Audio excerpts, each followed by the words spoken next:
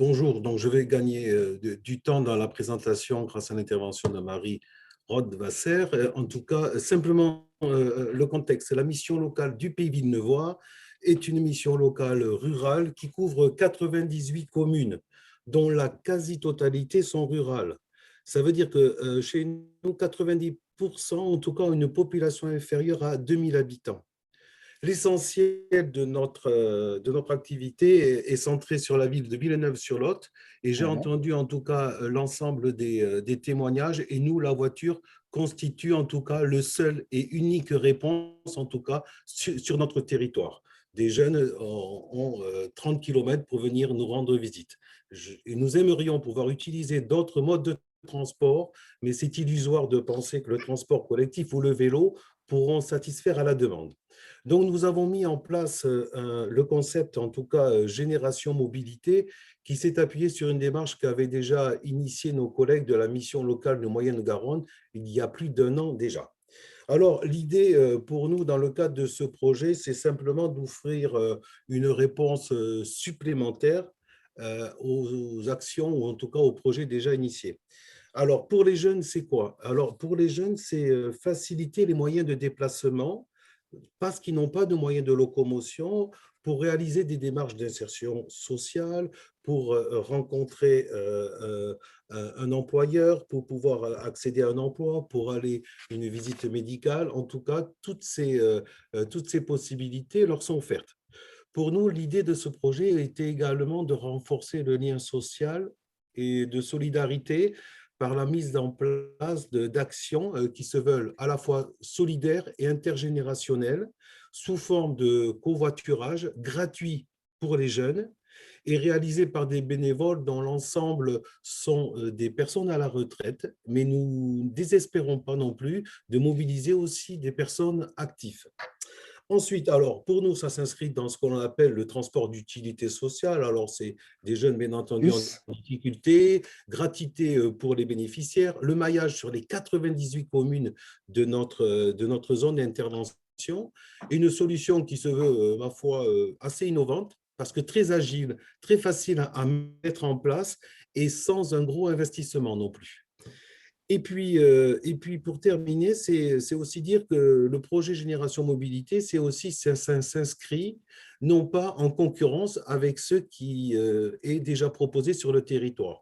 Il y a des lignes de bus, il y a des réseaux. Si ces réseaux sont à la disposition, en tout cas, des jeunes accueillis, on accueille 1600 jeunes par an dans notre structure. En tout cas, les 1600 jeunes, beaucoup d'entre eux ont des réponses qui leur sont données dans le transport collectif.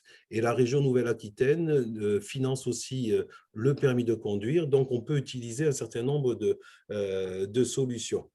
Alors, nous nous sommes engagés dans ce projet en septembre 2020 et pendant 4 mois, on a travaillé sur la construction et la mise en place de ce réseau de bénévoles que nous avons été chercher, d'un travail et de conseils sur la question de la mobilité auprès des jeunes pour voir comment on pouvait articuler les choses pour rendre le service le plus réactif possible.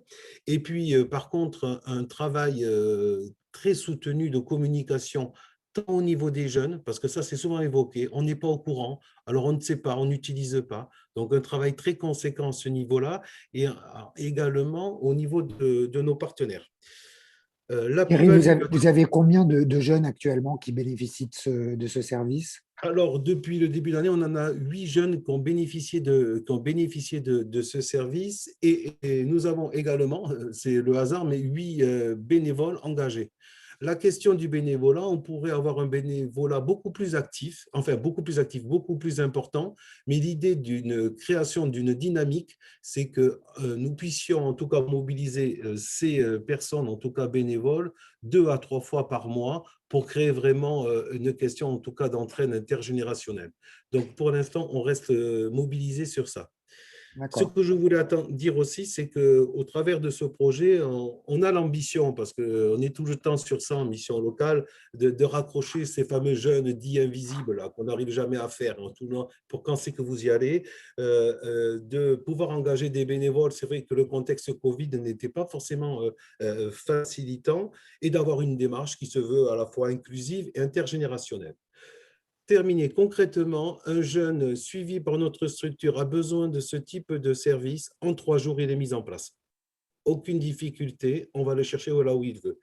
Et en plus de ça, je voulais aussi souligner l'importance, parce que c'est rare pour nous, quand on peut travailler sur les deux dynamiques, on est à la fois sur une réponse concrète, vraiment précise par rapport aux jeunes, mais en même temps, nous allons avoir, grâce à l'équipe du CEREMA, un travail en tout cas de recherche, en tout cas sur la question de la mobilité, parce qu'on peut pas se satisfaire en tout cas de ces réponses concrètes en disant ça y est, on a le Graal, on a trouvé la réponse, parce que je pense que la réponse, elle n'est pas encore trouvée sur notre territoire.